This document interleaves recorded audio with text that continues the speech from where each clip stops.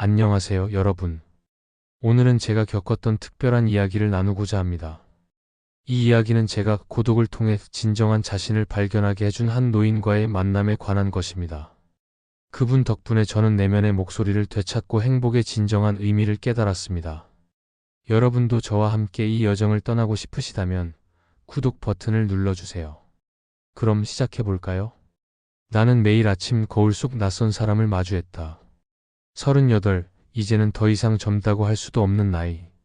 눈 밑의 다크서클과 이마의 주름은 지난 몇 년간의 고단함을 증명하는 듯했다.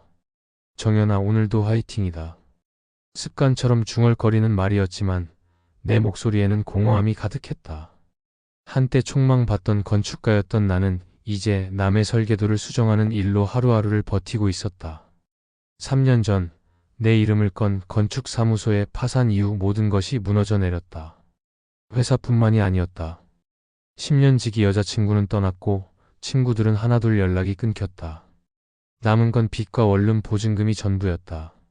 그나마 부모님은 지방에 계셔서 내 초라한 모습을 보지 않으셨다는 게 위안이랄까. 출근길, 지하철 안에서 사람들의 표정을 살폈다. 모두 각자의 세계에 빠져 있었다.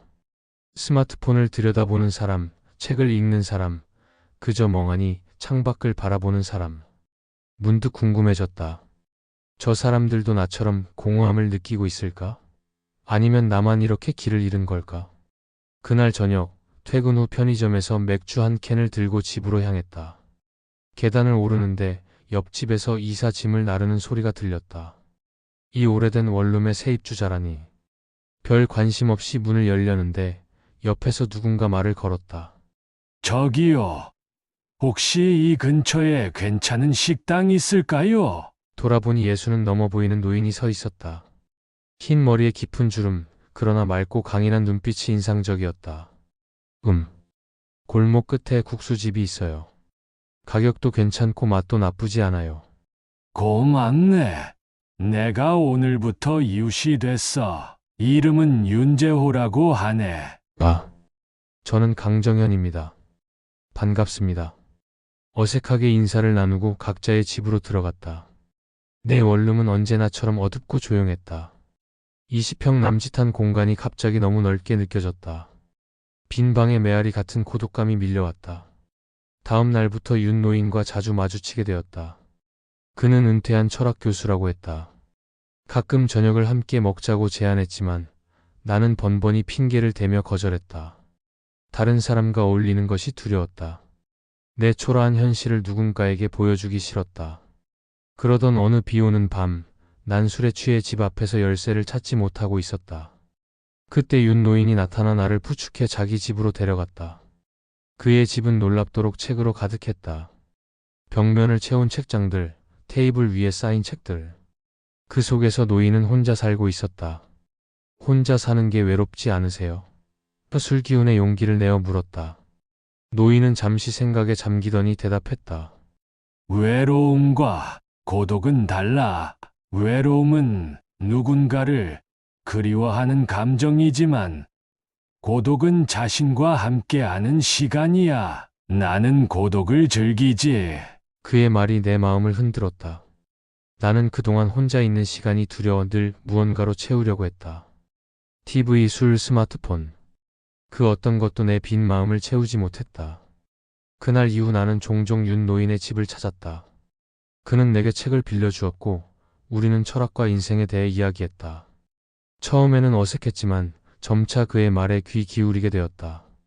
정연아, 내가 불행한 이유는 내 행복을 외부에서 찾고 있기 때문이야. 성공, 인정, 사랑, 이런 것들은 모두 변할 수 있어.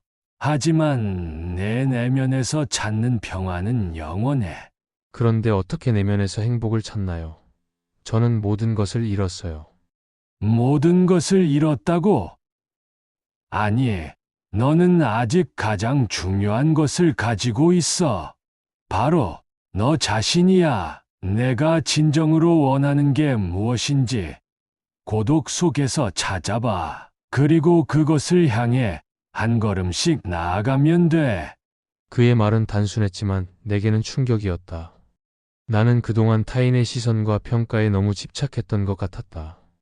성공한 건축가, 좋은 남자친구, 믿음직한 아들. 이런 타이틀에 매달리다 보니 정작 내가 원하는 게 무엇인지 잊어버렸다. 윤노인의 조언대로 나는 고독과 마주하기로 했다. 매일 저녁 1시간씩 명상을 시작했고 일기를 쓰기 시작했다. 처음에는 견디기 힘들었다. 내 마음속 깊은 곳에 숨겨둔 불안과 두려움, 분노가 모두 표면으로 떠올랐다. 하지만 포기하지 않았다. 점차 내 안에서 작은 변화가 일어났다. 회사에서도 더 이상 다른 사람들의 평가에 연연하지 않게 되었다. 내가 정말 하고 싶은 일에 집중하기 시작했다. 퇴근 후에는 예전에 그렸던 내 건축 스케치들을 다시 꺼내보았다. 그리고 조금씩 새로운 아이디어를 스케치하기 시작했다. 6개월이 지났을 때 나는 작은 결심을 했다. 회사를 그만두고 프리랜서로 일하기로 한 것이다. 물론 쉽지 않았다. 수입은 불안정했고 때로는 끼니를 걱정해야 했다. 하지만 내가 진정으로 원하는 건축을 할 수 있다는 사실만으로도 행복했다. 1년 후 나는 작은 공모전에서 수상했다. 그리고 그것을 계기로 조금씩 일거리가 늘어났다. 내 이름을 건 작은 스튜디오를 다시 열 수 있게 되었다. 이전에 화려한 사무실은 아니었지만 내 진심이 담긴 공간이었다. 윤노인은 내 성장을 묵묵히 지켜봐 주었다. 그는 내가 힘들 때마다 위로해 주었고 기쁠 때는 함께 기뻐해 주었다. 그는 내게 단순한 이웃이 아닌 인생의 스승이 되었다. 어느 날 윤노인이 갑자기 입원했다는 소식을 들었다. 병원에 달려갔을 때 그는 침대에 누워 있었지만 여전히 맑은 눈빛이었다. 정연아, 와줘서 고맙다. 선생님, 빨리 나으셔야 해요. 제가 새로 설계한 건물 보여드리려고요. 그는 미소 지었다.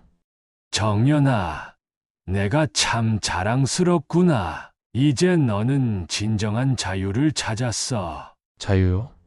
그래, 자유. 외부의 평가나 기준에 얽매이지 않고 내 내면의 목소리를 따르는 자유 말이야. 그게 진정한 행복이지. 그날 밤 윤노인은 조용히 세상을 떠났다. 나는 그의 책들 사이에서 한 권의 일기장을 발견했다. 그 안에는 우리가 나눈 대화들과 그의 철학적 사색이 적혀 있었다. 마지막 페이지에는 이런 글이 있었다. 강정연, 그는 내게 늦은 나이에 찾아온 제자이자 친구다. 그를 통해 나는 다시 한번 깨달았다. 진정한 스승은 가르치는 자가 아니라 함께 배우는 자라는 것을. 나는 이제 그의 가르침을 가슴에 안고 살아간다. 여전히 인생은 쉽지 않다. 때로는 실패하고 좌절하기도 한다. 하지만 더 이상 외부의 시선에 흔들리지 않는다. 내 안에서 찾은 평화와 자유가 있기 때문이다. 오늘도 나는 아침에 거울을 본다. 여전히 눈 밑에는 다크서클이 있고 이마에는 주름이 있다. 하지만 이제 그 눈빛은 다르다. 그 안에는 자신감과 평온함이 깃들어 있다. 진정한 행복은 외부에서 오는 것이 아니라 내 안에 있다. 고독을 두려워하지 않고 자신과 마주할 때 비로소 내 삶의 주인이 될 수 있다.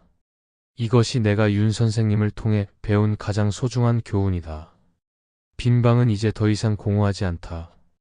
그곳에는 내 꿈과 열정, 그리고 윤 선생님의 가르침이 메아리처럼 울려 퍼진다. 그 메아리는 나를 앞으로 나아가게 하는 원동력이 되었다. 이제 나는 내 인생의 주인으로서 고독을 두려워하지 않고 내면의 목소리를 따르기로 결심했습니다. 여러분도 그러시길 바랍니다. 진정한 행복은 외부의 평가나 기준에 의존하지 않고 자신의 내면에서 찾을 수 있습니다. 고독 속에서 자신과 마주하고 그 안에서 진정한 삶의 의미를 발견해 보세요.